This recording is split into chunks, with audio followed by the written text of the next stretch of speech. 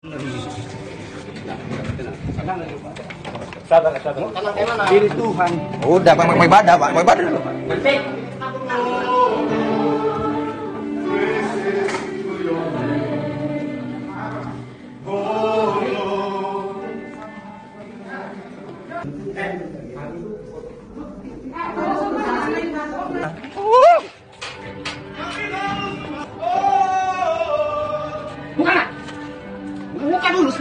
Kadang-kadang saya bertanya, kenapa kok banyak terjadi kasus pembubaran rumah ibadah di Indonesia? Ini sejak kapan sih? Kayaknya dulu gue merasa biasa-biasa aja. Mungkin sebelum negara api menyerang, baru kita dengar soal-soal seperti ini.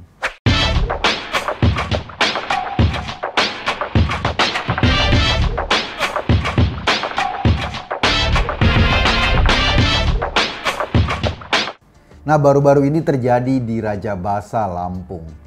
Kejadiannya kemarin ketika jemaat gereja Kristen Kemah Daud mau melakukan misa pada Minggu pagi.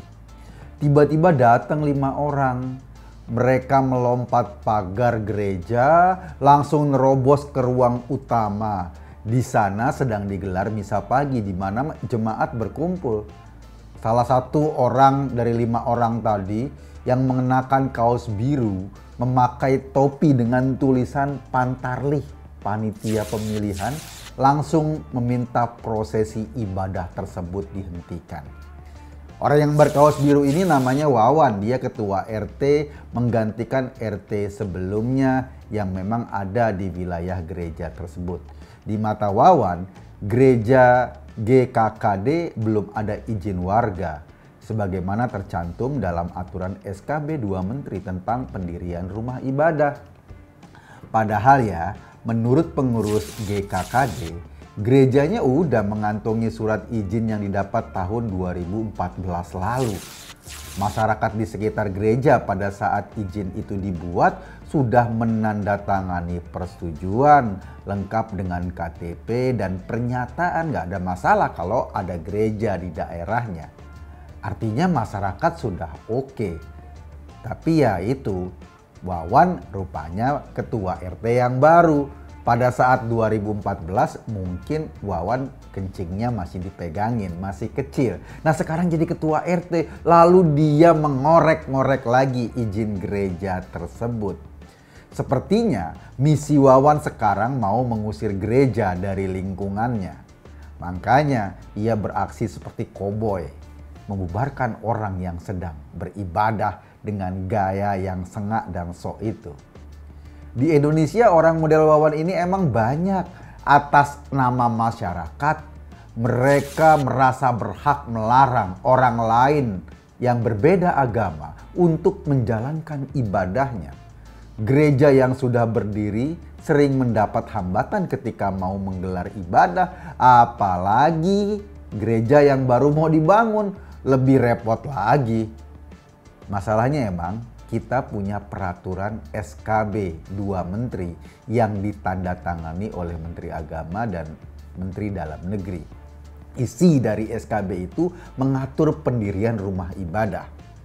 Emang sih, dalam SKB tersebut diatur bahwa untuk mendirikan rumah ibadah itu wajib ada persetujuan minimal 60 tanda tangan dari masyarakat di sekitar rumah ibadah tersebut. SKB itu juga mensyaratkan dibentuknya forum komunikasi umat beragama atau forum komunikasi antar umat beragama sebagai sarana dialog. Nah, sampai di sini kayaknya di atas kertas semua oke. Semua penuh kerukunan. Apa-apa kalau ada masalah perselisihan antar umat beragama bisa didialogkan lewat forum komunikasi tadi. Yang bertanggung jawab untuk menjalankan SKB itu adalah pejabat setingkat wali kota atau bupati. Sekali lagi, itu bagusnya cuma di atas kertas. Kalau kita tarik latar belakang keluarnya SKB itu sendiri karena memang ditenggarai saat itu sering ada konflik dalam berbagai kasus mendirikan rumah ibadah. Misalnya ada penolakan dari masyarakat yang sering tuh seperti itu. Makanya persetujuan masyarakat sekitar diatur dalam SKB. Tapi perkembangan sosial di Indonesia emang agak rumit nih belakangan. Negara api mulai menjerang. Ajaran-ajaran Wahabi yang sering menganjurkan kecurigaan dan kebencian kepada umat lain berkembang pesat di mana-mana. Setiap pendirian rumah ibadah, khususnya rumah ibadah non-mayoritas, akhirnya jadi ajang konflik baru. Kenapa? Karena ajaran Wahabi itu mendoktrin bahwa masyarakat yang beragama Islam misalnya, itu diharamkan membantu atau katakanlah memberi persetujuan berdirinya rumah ibadah lain. Belum lagi ditambah aturan politik pemilihan langsung. Karena kan yang bertanggung jawab pada SKB ini wali kota atau bupati. Mereka dipilih oleh masyarakat. Sebagian besar masyarakat agamanya Muslim.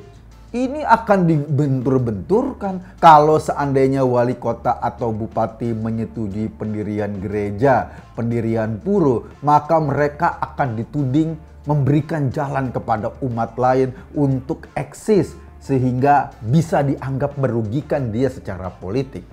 Jadi ini akhirnya kait mengait. Wajar kepala daerah takut dianggap kafir, lalu suaranya pada pemilu jadi terdampak. Walhasil di berbagai konflik tentang pendirian rumah ibadah itu yang menjadi korban selalu umat minoritas. Kita saksikan banyak sekali kasus seperti ini di Indonesia. Kita pernah dengar kan ada gereja Yasmin di Bogor yang sekian tahun terbengkalai kasusnya. Alhamdulillah sekarang sudah ada jalan keluar. Sama isunya ditolak oleh masyarakat sekitar. Padahal kadang-kadang yang nolak itu bukan masyarakat di sekitar situ, tapi didatangkan dari tempat lain. Dan mereka-mereka ini adalah pembawa ajaran Wahabi yang sangat totok. Ajaran Wahabi yang terus mengembangkan kebencian kepada masyarakat lain. Sebetulnya ya, pada akhirnya masalahnya bukan di soal SKB 2 menteri tadi. Iya emang, secara hukum SKB ini sering dianggap menjadi biang kerok problem pendirian rumah ibadah. Yang menjadi titik sentral sebenarnya adalah ajaran-ajaran yang mengandung kebencian dengan agama lain. Ajaran-ajaran beragama yang terus mengintrodusir semangat intoleran. Dan kita tahu ajaran ini dalam umat Islam sering diwakili oleh pikiran-pikiran Wahabi. Emang sekarang ada desakan agar pemerintah mencabut SKB 2 menteri itu agar tidak lagi persekusi terhadap pendirian rumah ibadah terjadi. Pertanyaannya, jika di masyarakat kita membiarkan saja para pembawa ajaran kebencian, para pembawa ajaran yang gampang mengkopar-kapirkan orang lain, para pembawa ajaran intoleran, terus kemudian memprovokasi terus-menerus, ya percuma. Mau SKB itu ada ataupun dicabut, percuma. Jadi ada atau tidak adanya SKB itu tidak akan menghentikan konflik selama provokasinya, ajarannya itu tidak dihentikan. Saya sih setuju aja. Kita mulai harus mempertimbangkan atau mengevaluasi terhadap pelaksanaan SKB 2 menteri itu. Tapi yang lebih penting menurut saya adalah pemerintah harus mulai memikirkan aturan bagaimana paham-paham keagamaan yang mengintrodusir kebencian yang seringkali menjadi dasar semua konflik beragama itu dibatasi atau bahkan dilarang. SKB 2 menteri boleh saja dicabut, boleh direvisi. Tapi lo bayangin, kalau dasar kebencian itu masih terus dibombardir kepada masyarakat, kita akan sulit lepas dari konflik-konflik seperti ini. Wong dasarnya adalah pemahaman keagamaan. Jadi dasarnya bukan aturan itu. Di Indonesia, konstitusi kita menjamin warganya memeluk keyakinan dan menjalankan ibadah sesuai dengan keyakinannya masing-masing. Itu jelas-jelas tertulis dalam Undang-Undang Dasar kita.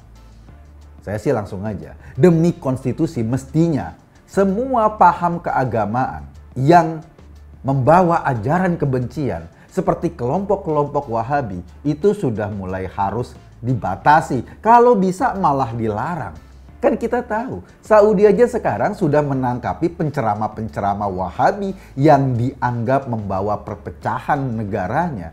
Masa kita mau nunggu negeri ini rusak dulu baru sadar betapa bahayanya gerombolan-gerombolan itu. Soal persekusi terhadap rumah ibadah, terutama teman-teman minoritas, itu cuma satu soal yang terjadi. Tetapi sesungguhnya yang paling penting adalah bagaimana kita bisa membatasi gerombolan-gerombolan penyebar kebencian ini agar nggak terus-menerus merusak. Baik ada SKB atau tidak ada SKB 2 menteri itu. Kalau kita sudah bisa bertoleransi kepada umat lain, kalau kita sudah bisa menganggap umat lain adalah bagian sah dari negara ini, kalau kita bisa menjunjung tinggi undang-undang dasar yang menjamin kebebasan beragama dan beribadah kepada semua agama, rasa-rasanya sih kita nggak akan ada masalah. Ada SKB atau nggak ada SKB, kalau ajaran-ajaran kebencian terus dibiarin, ya kita akan ketemu lagi dengan orang-orang kayak Wawan di Lampung ini. Dan saya rasa polisi kayaknya harus tetap cepet nanganin deh. Kalau dibiarin, enak banget orang-orang kayak Wawan gini. Orang lagi beribadah tiba-tiba nyelonong dan bubarin ibadah. Mereka adalah kelompok perusak menurut saya. Gue Eko Guntadi di acara Masuk Pak Eko.